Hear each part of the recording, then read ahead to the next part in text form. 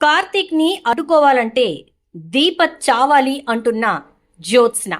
నా మనవరాలి జోలికొస్తే చంపేస్తానంటూ జ్యోత్స్న చెంప పగలగొట్టిన శివనారాయణ. ఇంతకు ఏం జరిగింది? అసలు జ్యోత్స్న ఆ మాట మాట్లాడడం ఏంటి? మరి అలా మాట్లాడుతున్న జ్యోత్స్న దగ్గరికి వచ్చి నా మనవరాలి జోలికొస్తే చంపేస్తానని చెప్పి శివనారాయణ జ్యోత్స్న చెంప పగలగొట్టడం ఏంటి? అంటే శివనారాయణకు అసలు నిజం తెలిసిపోయిందా? లేక కార్తీక్ భార్య తనకి మనవరాలు కాబట్టి అలా అన్నాడా? అసలు జ్యోత్స్న ఇలాంటి ఆలోచన ఎందుకు చేస్తుంది? ఇదంతా కూడా వీడియోలో చూసి తెలుసుకునేద్దాం. కార్తీక దీపం ఇది నవవసంతం. రాబోయే కథలో జరగబోయే సన్నివేశాల గురించి ముందుగా తెలుసుకోవటానికి వీడియోని లైక్ చేసి ఛానల్ను సబ్స్క్రైబ్ చేసి పక్కనే బెల్ ఐకాన్లో ఆల్ ట్యాప్ చేయండి. ఇక మొత్తమే చూసుకున్నట్లయితే కనుక కార్తీక్ అయితే అన్ని విషయాల్లోనూ ముందంజలో ఉండటంతో పాటు ఇక ఏ పని తను చేయాలనుకున్నా కూడా ముందే దాన్ని కార్తీక్ కంప్లీట్ చేయటం, ప్రతి విషయంలో శివనారాయణకు కార్తీక్ అండగా నిలబడటంతో పాటు ఇప్పుడు ఇలాంటి మనవడుంటే అసలు ఎలాంటి అనారోగ్యం దగ్గరికి రాదు అని చెప్పి శివనారాయణ అంటున్న మాటలకు జ్యోత్స్న ఆలోచనలో పడుతుంది. మనవడు ఒక సంజీవిని అంటూ కార్తీక్ ని తెగ పొగిడేస్తున్నాడు. బావని పొగట్టం సంగతి పక్కన పెడితే బావని నెత్తిన పెట్టుకుని నన్ను పక్కకి నెడుతున్నాడు. అది నేను తట్టుకోలేకపోతున్నాను. బావని డిస్ట్రాక్ట్ చేయాల్సిందే. అలా డిస్ట్రాక్ట్ చేయాలి అంటే నేను చేయాల్సింది ఒక్కటే. అదేంటి అంటే బావ మైండ్ని పూర్తిగా డైవర్ట్ చేయటం. అలా డైవర్ట్ చేయాలి అంటే బావ మనస్సంతా కూడా నిండిపోయి ఉన్న దీపని ఛిద్రం చేయాలి. దీప చనిపోనన్నా చనిపోవాలి, లేదా మంచన్న పడైనా ఉండాలి. అలా ఉంటేనే కన్ఫర్మ్గా బావని మనం మన దారిలోకి తెచ్చుకోగలుగుతాం. ఎందుకంటే పూర్తిగా దీపకి జరిగినటువంటి యాక్సిడెంట్ వల్ల కానీ, దీప చనిపోవటం వల్ల కానీ, లేదా దీప మంచాన పట్టడం వల్ల కానీ బావ మనస్సంతా పూర్తిగా అల్లకల్లోలమైపోతుంది. అలా చేస్తే కన్ఫర్మ్గా ఇక బావని మనం కంట్రోల్లోకి తెచ్చుకోవచ్చు. అప్పుడు ఇక్కడ సిచ్యుయేషన్స్ అన్నీ మన కంట్రోల్లో ఉంటాయి అని పారిజాతంతో మాట్లాడుతూ ఉంటుంది జ్యోత్స్న.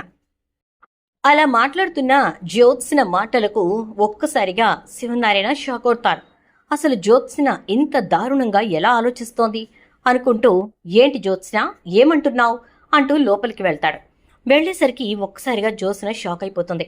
తాత నువ్వా? రా తాత లోపలికి రా అంటూ ఉంటే, ఏంటి జ్యోత్స్న ఏదో మాట్లాడుతున్నావు? ఏదో డిస్ట్రాక్ట్ చేయాలి, ఇంకా చెప్పాలి అంటే ఏదో నాశనం చేయాలి, బావని కంట్రోల్లోకి తెచ్చుకోవాలి, ఇక్కడ సిచ్యుయేషన్స్ కంట్రోల్లోకి తెచ్చుకోవాలి, ఇలాంటి మాటలన్నీ నీ నోటి నుంచి రావటం నేను విన్నాను. ఏంటేంటి ఒకసారి మళ్ళీ చెప్పు అని అంటే, అబే అదేం లేదు తాత, గ్రాని ఏదో అంటుంటే నేను జస్ట్ దానికి క్లారిఫికేషన్ ఇస్తున్నాను అంతే అని అనేసరికి నాకెందుకో నువ్వు మాట్లాడుతున్న మాట నిజం కాదేమో అనిపిస్తోంది జ్యోత్స్న అని అంటే, నీకంతే తాత, నేనేది మాట్లాడినా నిజం కాదు అన్నట్టే అనిపిస్తుంది. బావ ఏది మాట్లాడినా కరెక్ట్ అనే అనిపిస్తుంది అని అంటే, సో మీ బావ మాట్లాడింది కరెక్ట్ అని నాకు అనిపిస్తోంది కాబట్టి మీ బావని మైండ్ డైవర్ట్ చేయటానికి, డిస్ట్రాక్ట్ చేయటానికి ప్లాన్ చేస్తున్నాం అనమాట అని అంటాడు. అబే అలాంటిదేం లేదు తాత, అసలు అలా చేయాల్సిన అవసరం నాకేం చెప్పు అని అంటుంది. ఏమో ఏముందో అది నాకు మాత్రం ఏం తెలుసు. సో నువ్వు అనుకుంటున్నట్టుగా కార్తీక్ నేను డిస్ట్రాక్ట్ చేస్తే కన్ఫర్మ్గా కార్తీక్ ఇక్కడ డిస్టర్బ్ అవడంతో పాటు పూర్తిగా ఇక తనకు తాను సరెండర్ అయిపోతాడు. ఎందుకంటే దీపక్ ఏదన్నా జరిగితే కార్తీక్ అస్సలు ఊరుకోలేడు కదా అని చెప్పని అంటే, అవును తాత, దీపక్ ఏదన్నా జరిగితే బావ అస్సలు తట్టుకోలేడు కదా అని అంటుంది. సో మీ బావ తట్టుకోలేడు కాబట్టి ఖచ్చితంగా మీ బావని డిస్టర్బ్ చేయడానికి అవకాశం దొరుకుతుంది అని నువ్వు ఆలోచిస్తున్నావు. అయితే ఇప్పుడు నీకు ఒక పచ్చి నిజం తెలియాలి జ్యోత్స్న అని అంటాడు. ఏంటి తాత నిజం అని అంటుంది జ్యోత్స్న. నీలో ఉన్న ఆ ఫైర్ని, నీ మాట తీరుని, నీ ఇదిని చూసి నేనేమనుకున్నానంటే నా మనవరాలంటే ఆ మాత్రం ఉంటుందిలే అనుకున్నాను. కానీ నీలో ఉన్నటువంటి ఇవన్నీ కూడా నాకు సంబంధించిన లక్షణాలు కాదు అని చెప్పి క్లియర్గా అర్థమవుతోంది అంటాడు. అదేంటి తాత, నేను నీ మనవరాలనైనప్పుడు నీకు సంబంధించిన లక్షణాలు రాక ఏమొస్తాయి నాకు అని అంటుంది. ఓ, నాకు సంబంధించిన లక్షణాలు రాక ఏమొస్తాయి అనే ప్రశ్నలోనే సమాధానం ఉంది కదా. నీకైతే నాకు సంబంధించిన లక్షణాలు రాలేదు. సో నీకొచ్చిన లక్షణాలన్నీ కూడా పారిజాతానికి సంబంధించినవని నాకు అనిపిస్తోంది. ఎందుకంటే ఇవన్నీ పారిజాతం ఆలోచనలు, పారిజాతం కుట్రలు అని అంటాడు. ఏంటండి మీరు అటు తిరిగి ఇటు తిరిగి మధ్యలో నన్నంటారేంటి? నేనేమీ కుట్ర చేయలేదు అంటూ ఉంటే, చెప్తా కంగారెందుకు పారిజాతం? ఎవరు ఏం కుట్ర చేశారో, ఎవరు ఏం చేసి ఈ ఇంటిని నాశనం చేయాలనుకున్నారో నాకంతా తెలుసు అని అంటాడు. ఏంటండి అనవసరంగా మధ్యలో మీరిద్దరూ గొడవ పడి నన్ను లాగుతున్నారు అని అంటే, అవునా నిన్ను లాగుతున్నామా? అసలు ఈ గొడవ మొదలైందే నీ దగ్గర, నువ్వు చేసిన పని వల్ల అని అనగానే, నేనేం చేశాను, నేనేం పని చేశాను అని చెప్పని అంటూ ఉంటుంది ఇక పారిజాతం. చూడు జ్యోత్స్న, ఇప్పుడు చెప్తున్నాను విను. నా మనవడి జోలికొచ్చినా, నా కూతురు జోలికొచ్చినా, ఇంకా నా మనవరాలి జోలికి దాని బిడ్డ జోలికి వచ్చినా ఊరుకునే ప్రసక్తే లేదు అని అంటే, మీ మనవరాలా? ఎవరి గురించి మాట్లాడుతున్నారండి అని అంటే, సిగ్గులేదు నీకు?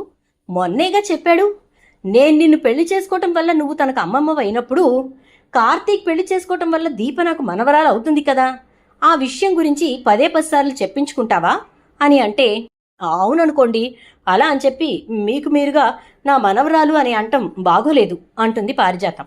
సరే అయితే అలాగే నిన్ను కూడా పారిజాతం అని ప్రేమగా లేదా భార్యని పిలిచినట్టుగా పిలవకుండా ఏ పారిజాతం అని పని మనిషిలానే పిలుస్తాను అంటాడు.